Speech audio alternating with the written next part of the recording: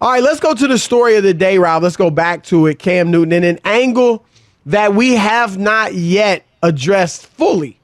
We talked about a little bit with Christian Fourier, but we talked about the surprise of him being cut. Was it the right decision, so on and so forth. But here's what I want to throw at you, Rob.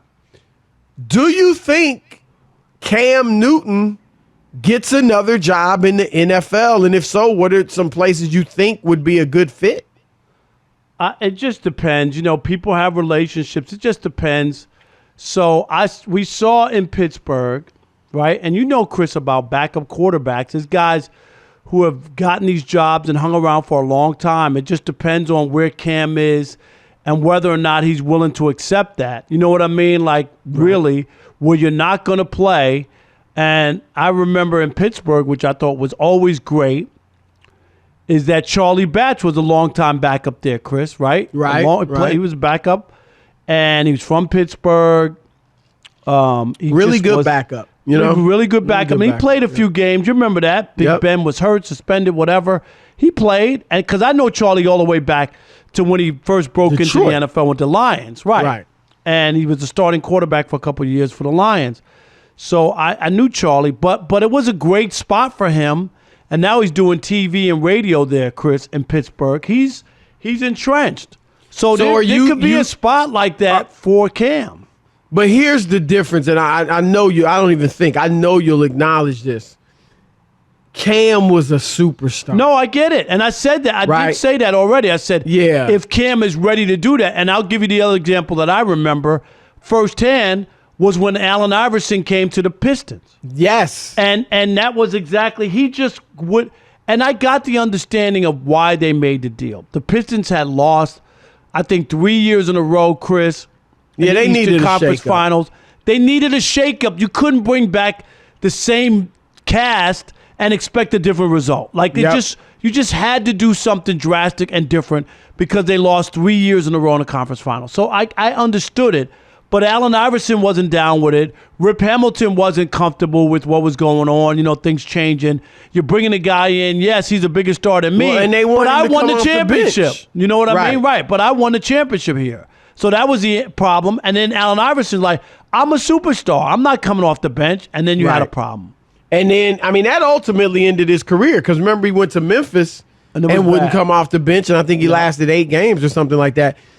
So, but that's it, Rob. Like, it's several things. And you're right. A lot of it depends on Cam's attitude. But I'm going to say this. I don't think he's going to get picked up anytime soon, if at all. Remember, before the Patriots picked him up last year, Rob, there was no interest. Nobody, where else was he going? No, he wasn't going anywhere. Right? Nowhere. But you know what, Chris? He could also wind up being like Eli Manning, who, of course, had a more accomplished career with 2 Super Bowls and 2 Super Bowl MVPs. And longer, Right, but he was done. You know what I mean? Like, he was like, I'm not going to go be on somebody's bench and a backup. I played in New York. I won championships. You know what I mean? Like, I think the big difference there is Eli could at least say he maxed out. No, I agree. He had played how many years? It was easier for him. Yeah, he played like 15 or 16 years, right? How long was he? Yeah, a long career. He was done. I mean, he had done it all. And you're right. He didn't want to be a backup. Cam, even though we look from the outside looking in, I think we're right. His body's beat up. He's injured. He's just not the same player because of all the hits he's taken. I don't think Cam looks at it that way. And I get it because he's only 32. Which when you look at that age, you think that's not old, but because he's taken so many hits, he's an old 32. Right, because you just say last year you had Aaron Rodgers win the MVP, Chris, at 37. Yep. And Tom Brady won a Super Bowl at, what, 42? 43. So look at those two guys. Yeah, Cam's like, I'm young. Right, I'm 32. I'm not throwing in the towel. Right. I think, Rob, what'll happen, like I said, I don't think he'll get any calls for a long time. And I think at some point during this season, if he's able to get into the league this season, I think it'll be some team that's had injuries, you know, and they got to bring somebody in. But even then, you know, most teams don't run a system that Cam is really built for. He's a unique quarterback. So other than Baltimore and a few others, like where is he going to go fit in seamlessly? So that's an issue. But I think there's several things. One, like we say, he's not the great Cam Newton anymore. Two, and you notice, Rob, and obviously, and I brought this up to Charles Robinson from Yahoo.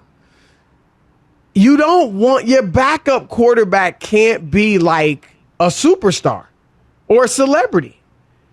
Colin Kaepernick, Rob, is good enough to certainly was a few years ago. I mean, who knows what he's got left now. Right. But he was good enough to play in the NFL. Yeah, there's no doubt about it. I don't think any NFL executive worth his salt would ever say a few years ago Colin Kaepernick was not good enough to be in the NFL, whether it was as a starter or a backup. That's why the NFL had to pay him that settlement, Chris, because they couldn't use that. There's no doubt. Right. They were going to be right. There's a problem there, right? But he's so big that you just bring him to the team. He could be third string, second string, and he's getting all the attention. And now it's a distraction to your locker room. Tim Tebow, who's not good enough to be a quarterback in the NFL, Rob, but still, or good enough to be a tight end, or a tight end, right? But you know what I'm saying? Like, he's a distraction, right? Because he was such a celebrity, right? And it's the same thing with Cam. And here's the thing with Cam. In all but a few situations where you got a bona fide star ahead of him, Rob, if he goes somewhere as a backup and the starter struggles, it might actually be the teammates. It might not be the coaching staff saying, oh, maybe we should go to Cam, right? But some of his teammates, because he's so respected and he's been so great in the past, and certainly some of the fans would be like, hey, why don't we go to Cam? Even if that's not the right thing to do, right? And that's the problem. So I just think he's facing an uphill battle. We didn't even bring up the vaccination, but that's a whole nother issue. And that's another story, right? No, I'm with you. I get it. And I don't know, unless somebody gets hurt or there's some emergency and somebody's down and out, and the backup there, Chris, at whatever this team may be, just really isn't that good enough. They realize, oh, man, this guy's going to be out for 6 or 7 weeks. Our season could be over. This kid's not ready, right? The backup's not ready. Right. That would be a move where Cam would be viable. And somebody might say, hey, this might be Cam's last leg. He's playing for his NFL life, Chris. You know what I mean? Like, that's a guy you might want. Because this might be it. If he gets a shot and he's lousy, then it won't matter how old he is. Like, it won't matter.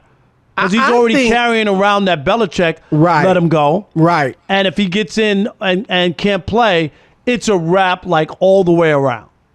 I think, Rob, I think Baltimore might be a good spot for him.